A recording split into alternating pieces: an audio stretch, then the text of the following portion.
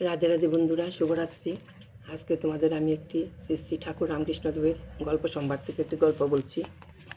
কোনো এক বনে এক সাধু বাস করতেন। তার অনেক শিষ্য ছিল। তো তিনি একদিন সব শিষ্যদের ডেকে একদিন বললেন, দেখো ভক্তরা, তোমাদের আমি একটা কথা বলছি, সর্বভূতি নারায়ণ আছেন, হ্যাঁ, সকলকেই প্রণাম করবে। হ্যাঁ, এই কথা বলল গুরুদেব শিষ্যদের।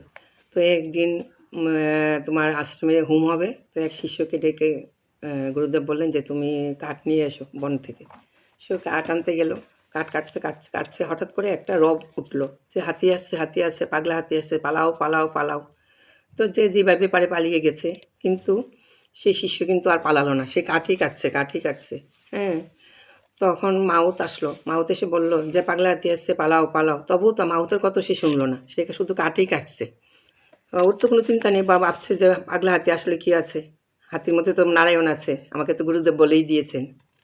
তো যেই মাত্র পাগলা হাতিটা ওর কাছে এলো, তখন শিষ্য কী করলো, স্তবস্তুতি করতে আরম্ভ করলো। হাতিকে আর এইসব শুনে হাতি তখন সুর দিয়ে ওকে তুলে একদম আছাড় মেরে দূরে ফেলে দিল। ফেলে দিয়ে হাতি চলে গেল।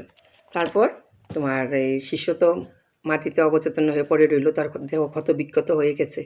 হ্যাঁ, তার কোনো চেতনাই নেই। এই সংবাদ গেল আশ্রমে। তো ওই আশ্রম থেকে গুরুদেব এলো, অন্যান্য শিষ্যরা এলো, এসে ওকে আশ্রমে নিয়ে গেল।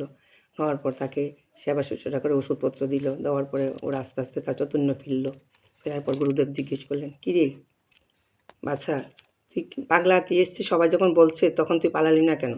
তোর তো যাওয়া উচিত ছিল এখান থেকে, সবাই যখন সব শিষ্যরা যখন চলে এসছে তুইও চলে আসতি।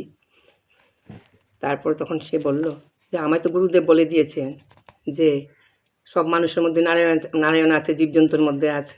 তা আমি তো ভাবছিলাম যে হাতির মধ্যেও নারায়ণ আছে, তার জন্য আমি সরে আসিনি। হ্যাঁ, যে হাতি আমাকে কিছু করবে না। তখন গুরুদেব বললেন যে হ্যাঁ, হাতির মধ্যে তো নারায়ণ আছে, ঠিক সত্যি, কিন্তু মাহৎ নারায়ণ তো তোকে না করেছিল, বারণ করেছিল যে তুমি পালিয়ে যাও। তুই তো মাহৎ নারায়ণের কথা বিশ্বাস করলি না কেন? মাহৎ নারায়ণের কথাও তোকে শুনতে হতো। হ্যাঁ, এই বলে এখানে আজকে রাখছি বন্ধুরা, পরে তোমাদের সঙ্গে আবার কথা হবে। রাধে রাধে।